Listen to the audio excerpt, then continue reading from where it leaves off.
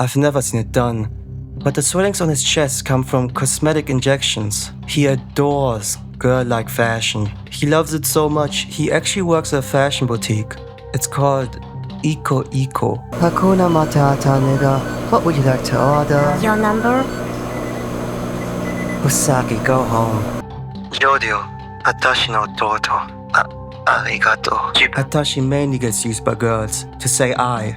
Japanese isn't really a gendered language, but it sort of is, socially. What do I want to say with this? Easy. While it may be true that Dragona was born male, they enjoy expressing their feminine side. Later on, or rather later in the past, we see Dragona exploring her feminine side throughout her upbringing.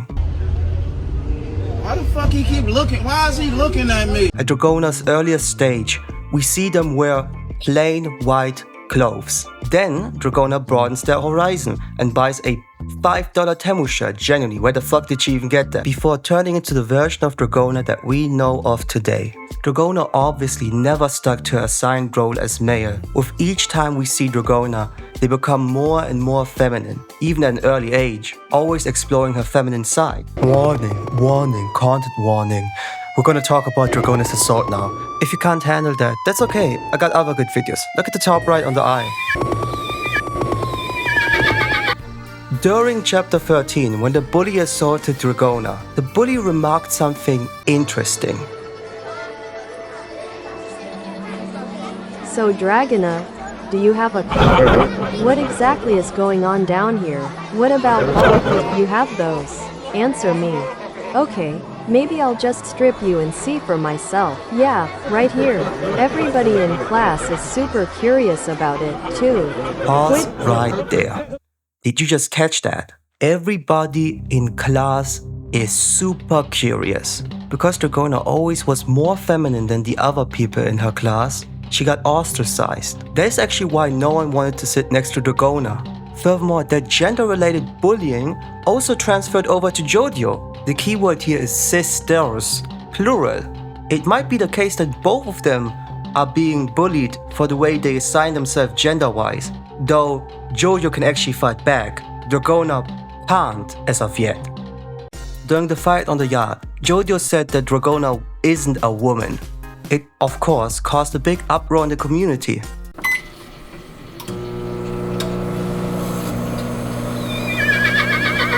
People came to the logical conclusion that Dragona is a trans woman. So is Dragona a trans woman? The answer may seem to be an obvious yes, but I might say actually no. Wait, no, come back, I'm woke, please don't leave, I'm woke, I swear I'm woke. Don't think about this too much in a binary. Just because I'm saying that she isn't a woman, doesn't mean that I'm saying that she's a man. I am saying it's complicated, so listen up. Somebody said twerk. I think the bullying that Dragona endured isn't just transphobia, but something that connects to the grander setting of JoJo lands, Hawaii. On my visit this morning to Tyner and his wife, I found with her a person who, although I was certain was a man, had great marks of effeminacy about him. William Bly, Bounty Logbook. What William met that day was a Mahu, and what I did just now was most likely mispronunciation. Please forgive me. What is a Mahu? Someone in Polynesian and Hawaiian culture that embodied both the female and male spirit, the Kane spirit and the Wahine spirit. They have a rich history that we can't find anymore because of lack of archiving, which led to it being lost media. Watch my lost media video. I'm an unbiased reviewing horse and I can say the video is good. And colonization. Mahu was actually a very respectable label given by birth. And then of course it got turned into a slur.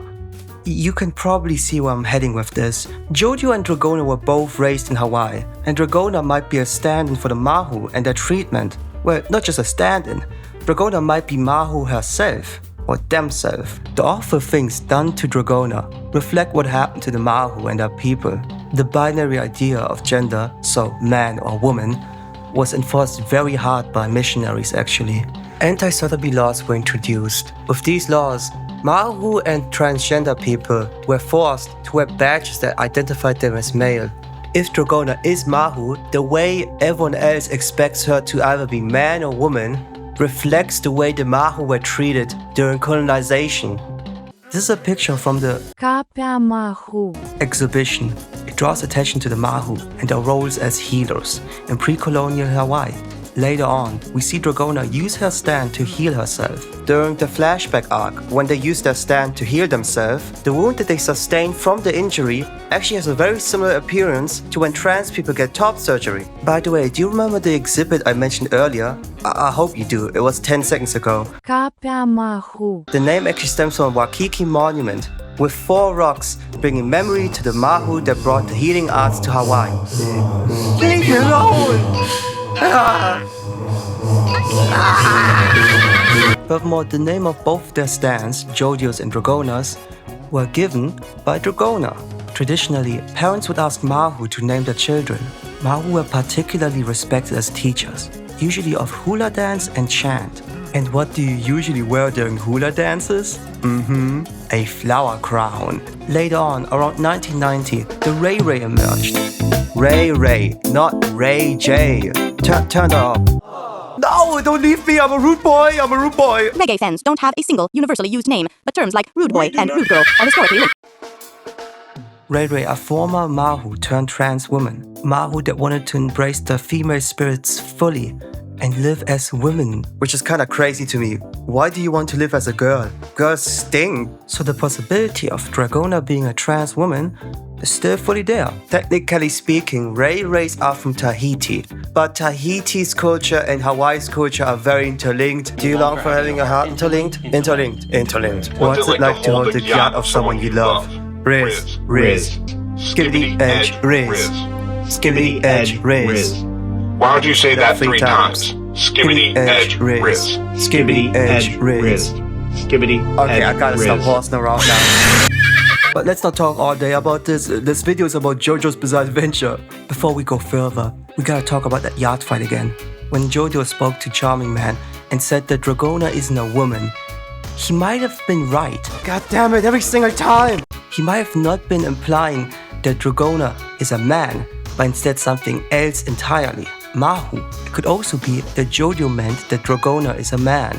Fairly said, he seems less connected to the Hawaiian traditions than Dragona is, looking at the designs purely. And when Charming Man said to Howler, Dragona is a man, it could also be just a simple misunderstanding.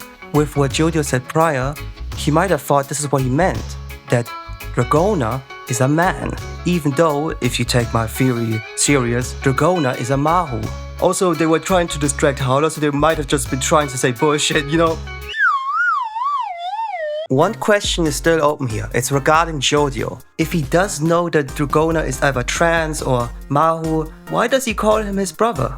Well, this might have something to do with the broader themes of brotherhood and what family means in JoJo lands, but that's for another day. If you'd like to see that, like and subscribe.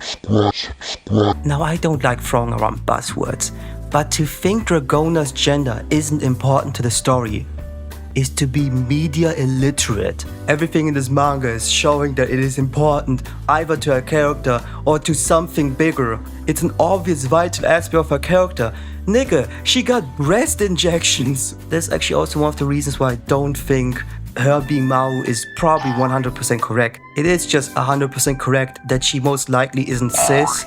Call me Chancellor the way I talk about probabilities. I think this joke overstayed its welcome, and that her gender is more important to the overarching themes. Also, anytime when there's anything hinting at someone being trans in a manga, people just don't want to believe it, as if Japanese people don't know about the horrors that is the LGBTQ.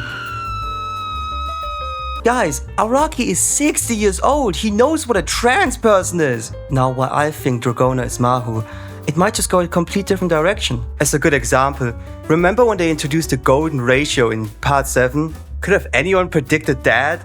Making any theory or assumption in JoJo's Bizarre Adventure is like betting on the lottery. Do you really think you can predict whatever this nigga comes up with? The word bizarre is in the title. I know Dragona's gender is something very important to a lot of people, and of course it is. Representation is important, and I'm not just saying that. It's statistically proven. And also, of course it is. You want to see your group being represented, especially by your favorite mangaka, who is Araki, who's everyone's favorite mangaka. So either way, I hope whatever Dragona is something interesting. I want to maybe hit 500 subs by the end of this year, or 1 million, either or. So if you liked this video, be sure to subscribe. It's the one thing that I'm missing to be able to monetize my YouTube videos. I want to finally cut off my day ones and never talk to me again the second I made 18 cents. Also, I'm not trans, so if I said anything wrong throughout the video, be sure to write down below. I don't know how this works.